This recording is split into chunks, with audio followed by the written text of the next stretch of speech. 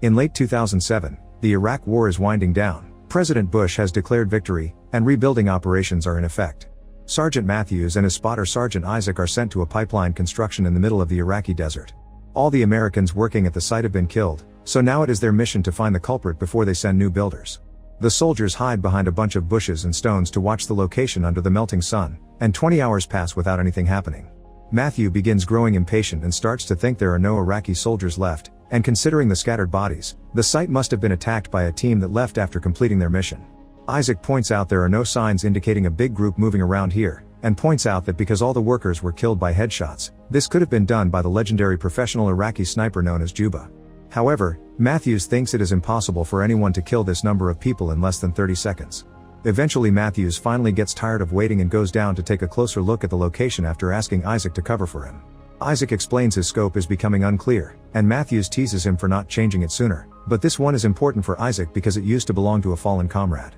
Then Matthews goes from body to body looking for clues and begins believing Isaac's theory when he confirms everyone died from precise headshots. He goes to the middle of the site to figure out the possible direction of the shots while Isaac begs him to retreat, but suddenly a shot is heard and Matthews falls to the ground, suffering great pain in his abdomen. Desperate to help his friend, Isaac runs down in a zigzag path to avoid any incoming bullets, but when he is about to reach Matthews, he gets shot in the leg. Isaac has no choice but to leave Matthews behind and run to hide behind a broken wall. Suffering but still alive, Matthews contacts Isaac and tells them to call the base and ask for backup. First though, Isaac notices his leg wound is quite awful, so he proceeds to tie a belt around it to stop the bleeding.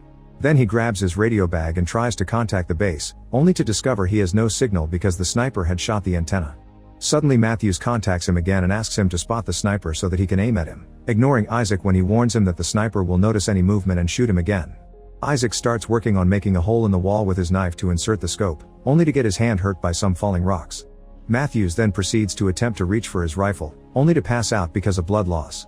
Not wanting to end like his friend, Isaac uses a blade to remove the bullet from his leg, which is an extremely painful process, then he bandages the wound before passing out as well.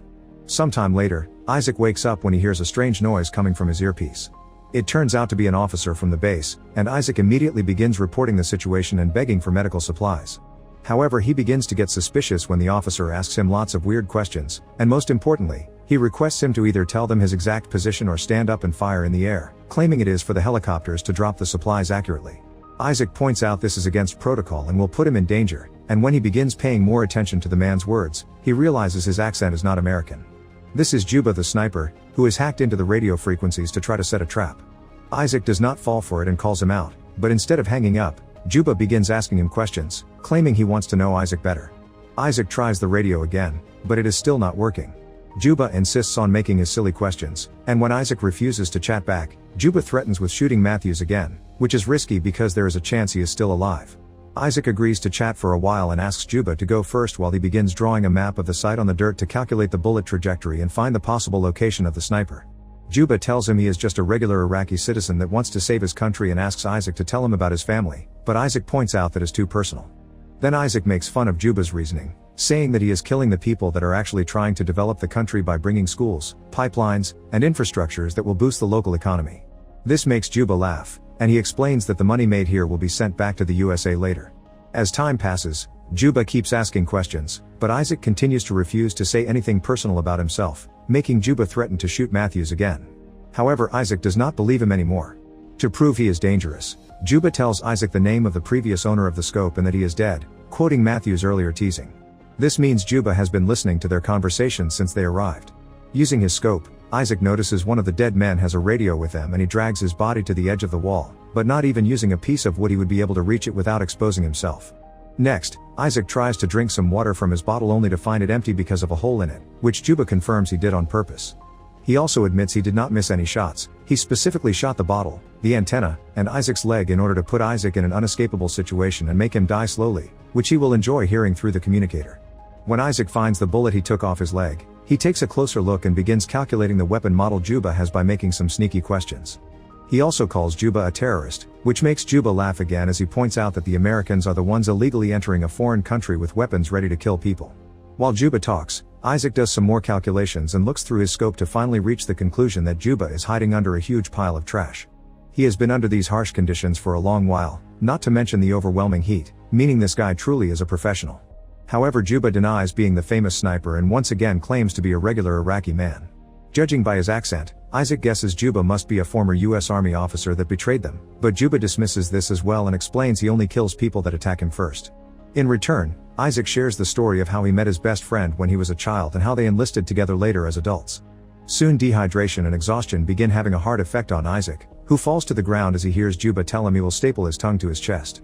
Next, Isaac tries to trick Juba by putting a jacket and helmet on his rifle and waving it above the wall, but Juba does not fall for it. What does fall is the helmet, landing on the other side of the wall, so now Isaac cannot protect his head either. Such a silly mistake is the sniping point and makes him cry. More time passes, and Isaac becomes desperate enough to try to take a risk. He runs towards a body lying on the ground and steals his bag and radio before running back to the wall as he dodges all the bullets Juba immediately throws at him. In the bag, Isaac finds water and some candy that he immediately devours, but unfortunately this radio isn't working either. Juba also punishes him for this risk by shooting at the wall and heavily damaging his scoper. Suddenly, Isaac hears some disturbance coming from his earpiece and realizes it is Matthews, who is still alive. Isaac yells the location of the sniper at him, and Matthews immediately takes out a piece of metal to use in order to look at the pile of garbage. While Matthews moves extremely slowly to grab his rifle, Isaac keeps the sniper distracted by making small talk, and he learns that Juba used to be a teacher in Baghdad. When his students got killed during an American attack, he decided to get revenge. The wall Isaac is hiding behind is the ruins of said school.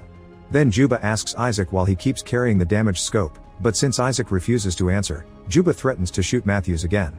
Desperate to save him, Isaac confesses that he keeps the scope in memory of his old friend, who died because of a mistake Isaac made, and he still feels guilty. In the meantime, Matthews places his rifle and blindly aims at the pile of trash, shooting at all the bullets he has as Isaac shoots as well to pretend the noise comes from him. When Matthews is about to reload his gun, Juba suddenly shoots him back, hitting him right on the shoulder. Isaac asks Matthews to crawl toward him to find safety behind the wall, but unfortunately when Isaac goes close to the edge to help, Juba shoots Matthews in the head. Isaac has to watch him die and finally snaps right into a breakdown, saying he wants to go home. Juba informs Isaac that if he really wants to leave then he will not shoot him, but Isaac is skeptical. Later, Juba asks Isaac why he is still there despite the war being already over. Isaac pauses for a moment before replying he is there because it was actually he who killed his old friend. It turns out he accidentally shot his previous sniper partner while trying to kill an enemy, and Isaac has been lying to everyone, saying his friend had been killed by the bad guys. Suddenly Isaac hears some noise coming out of the radio and rushes to check the signal, being happy to hear conversations going on. However, his happiness is short-lived because while he can hear voices, he cannot send any messages because of the damage the radio took. To Isaac's shock, Juba joins the conversation he is hearing, and the man uses Isaac's name to ask for help. Isaac finally realizes that all this time Juba has been hacking into American communications, pretending to be a soldier needing help to lure backup teams to the area and kill them all easily thanks to the surprise factor. Isaac tries to interrupt the conversation to no avail. Sometime later, Isaac wakes up to the painful feeling of a crow pecking on his leg wound. Seeing as even the birds think he is already dead, Isaac decides to take a risk and retrieves Matthew's rifle using some rope and a stick, then he aims it at the pile of trash. At that moment, helicopters arrive at the area and reveal Isaac's location without knowing this is a trap. Wanting to save the incoming soldiers, Isaac pushes the wall to make it crumble, creating a curtain of dust that makes it hard for Juba to get Isaac's location. Isaac begins shooting at the pile of trash without knowing if he has hit his target or not. In order to find out, Isaac finally stands up from his position, and he is shocked to notice Juba is not using this chance to shoot back. This makes Isaac believe he has effectively killed Juba. Soon the helicopters arrive and quickly carry Isaac away on a stretcher, immediately giving him medical attention. Isaac tries to tell them about Juba, but he cannot be heard because of the noise from the helicopters taking off. Suddenly Juba starts shooting at them, killing the medical soldiers one by one before hitting the pilot as well.